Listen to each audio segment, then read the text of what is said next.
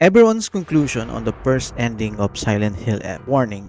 In this video, I'm going to talk about the first ending of Silent Hill F. It's a fixed ending that everyone gets, regardless of the player's choices. If you haven't finished the game or plan to play it, please complete the first playthrough first. Let's get started. One conclusion I'm sure most players agree on after finishing the first ending is that Hinako is a drug addict. Everything that happens in the story seems to be caused by the red pills. One important detail you may have missed is that it was Shu who suggested the red pills to Hinako at the beginning. We don't know his real reason yet. Maybe he just thought he was helping without knowing the consequences. Plot-wise, the red pills are a key element in the story. After finishing the game, we learned that there are multiple endings, and 3 of the 5 endings are specifically about avoiding the red pills. That alone suggests that everything we saw in the first ending may have been happening inside Hinako's head. As of this recording, I haven't unlocked the other endings yet. I only know what the first playthrough showed us, but I'm very interested in seeing the rest because there are still so many unanswered questions. Who is the Paxman? Did Shu,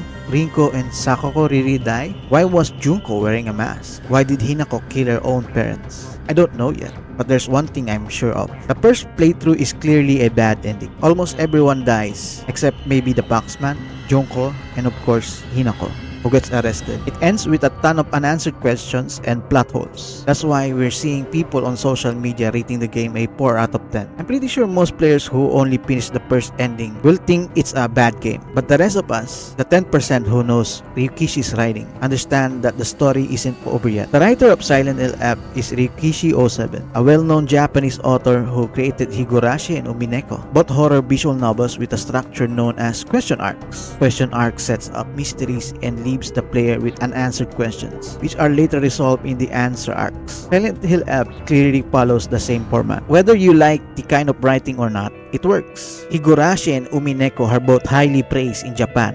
Another interesting detail, Ryukishi used to be a social worker. A social worker talks to families and individuals dealing with trauma, abuse, and emotional problems. That matters because Silent Hill F isn't just about supernatural horror. It's also about Hinako's mental state and her abusive family. Ryukishi knows what real family trauma in Japan looks like, and Hinako's story reflects that. Everything we see from her perspective might be a distorted version of how abuse and trauma feel. We see hints of that throughout the game. Hinako's broken family, Rinko secretly hating her, Sakako calling her a traitor, the Pax wedding scene where she's forced to obey, like her mother obeying her abusive husband. At the end of the playthrough, it's revealed that Hinako is now 20 years old at a wedding and has killed 2 men. The red pills are found at the scene, so she's seen as a murderer under the influence of drugs. You understand why she takes them? She's a victim of abuse with severe mental damage. But is that really the full truth? Why were there 2 Hinakos after the final boss fight? One as a high school girl and one as a bride?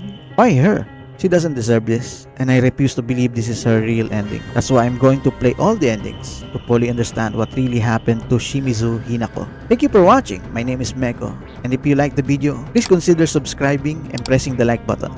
I plan to make more video essays like this. Take care, and play Silent Hill F.